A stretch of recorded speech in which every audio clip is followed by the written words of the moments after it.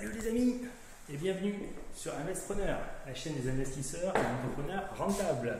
On est aujourd'hui à Pamiers, donc c'est la suite de la première vidéo de la semaine dernière où je vous montre mes recherches immobilières. On est dans l'immeuble que j'ai reçu grâce à mes alertes IMO, donc la preuve que la méthode fonctionne. Je suis un des premiers à visiter.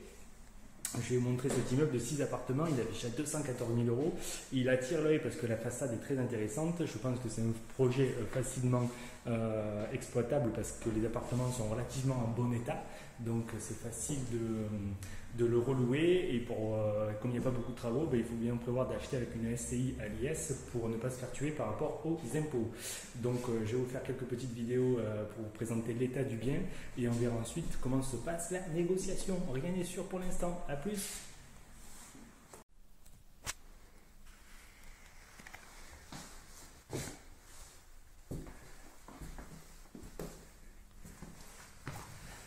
Oula, on voit la déco là. Il y a de la déco. Je sais pas si c'est positif ou si c'est négatif pour le relouer quoi. Faut aimer les chiens quoi. Faut aimer les bulldogs.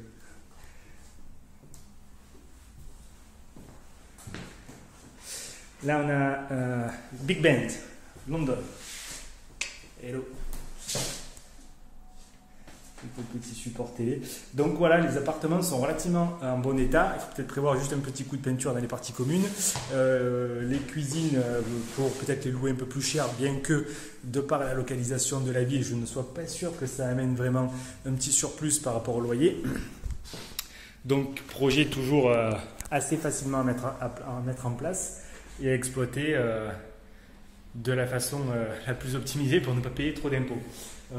Donc on va voir si peut-être il faut faire des travaux même si ce n'est pas vraiment nécessaire pour créer du déficit. Créer du déficit sur ce projet-là, sachant qu'il y a 3 appartements sur 6 qui sont libres. Donc ça pourrait faire moitié foncier en nu et ça facilite le projet pour la banque et le reste, on peut toujours chercher des travaux pour créer un peu de déficit, notamment peut-être sur la cuisine et les salles de bain.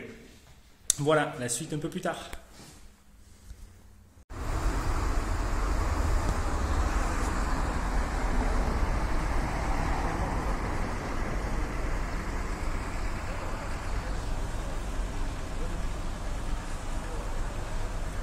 Localisation pas trop mal.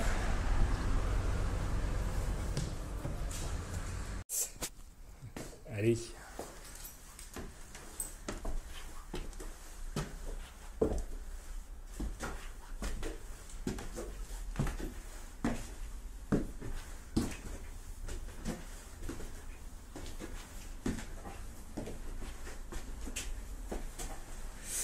Voilà, quand on cherche un peu de travaux, on les trouve facilement quoi. Le grenier. Le grenier qui peut être aménageable. On va voir ce qu'on peut faire.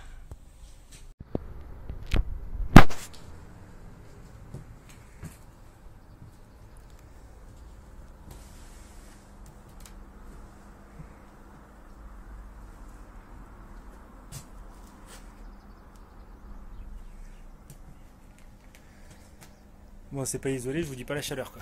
Ouf. Mais bon, une bonne hauteur sous plafond. Je peux faire un petit plafond rampant et aménager certainement un studio et bien plus à réfléchir pour le coût et pour que ce soit le plus simple. Il y a une entrée, on peut faire un sas, on peut faire plein de choses. Mais il y a quand même beaucoup de travaux à prévoir là pour le coup, puisqu'il faut tout isoler. Vérifier l'électricité, vérifier les évacuations, les arrivées d'eau. Donc bonne petite partie projet travaux pour le coup. Hello! Bon, on se retrouve devant la façade que je vais vous le montrer parce qu'elle est très typique et très intéressante pour la ville, beaucoup de charme, donc c'est vraiment un plaisir d'être dans cet immeuble. Il se situe en plus devant un petit canal qui a son avantage pour le charme mais quelques inconvénients qu'on verra par la suite. Évidemment, lorsqu'on fait une visite, il faut regarder le système de chauffage. Là c'est une chaudière collective, alors j'ai jamais eu affaire à ça, ça ne m'inspire pas vraiment confiance. J'ai demandé vite à avoir le contrat de maintenance pour en connaître le coût. Évidemment, toute la partie et ventilation est aussi à vérifier. Là, en l'occurrence, ça me semblait très propre et très bien entretenu, à part les parties communes où il y a quelques dégâts et coups de peinture à prévoir. Tout ce qui est électricité, c'est aux normes et les compteurs sont individualisés, chose primordiale. Et la partie un peu difficile, c'est la cave qui, du coup, prend l'eau quand le canal monte, donc elle est inexploitable. Heureusement, ça ne touche en rien aux fondations.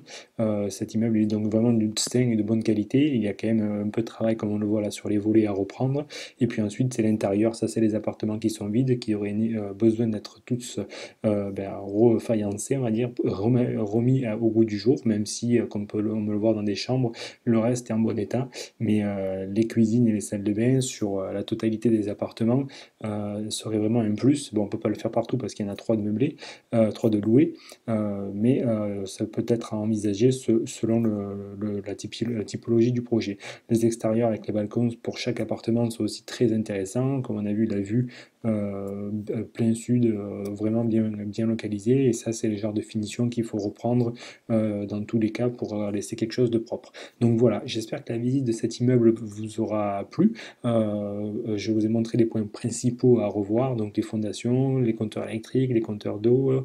On a fait des vidéos aussi sur le grenier et j'ai vu un peu l'état de la toiture. J'ai pas pu faire de vidéo, mais c'est aussi un élément très important à voir, les fenêtres. Donc j'espère que cette vidéo vous a plu. On fera d'autres visites. Je vais faire une offre parce que elle m'intéresse pour sa rapidité de mise en service. Je suis pas sûr que, je pense pas du tout que l'offre soit acceptée pour être honnête, parce que quand même on va faire les chiffres, mais à mon avis il faut faire une offre beaucoup plus bas que le prix qui en est attendu. Et vu les caractéristiques de la façade, il y a beaucoup de monde qui sont prévus pour faire des visites, donc le vendeur est vraiment en position de force. Je vous dirai dans une prochaine vidéo comment s'est passée la négociation, si il y a eu une négociation ou si j'ai simplement été éjecté. Voilà, j'espère que vous avez apprécié la vidéo. Si c'est le cas, ben, partagez-la, likez-la, laissez des commentaires, je vous répondrai personnellement. Et puis moi, je vous dis à très bientôt pour la suite. Bye bye.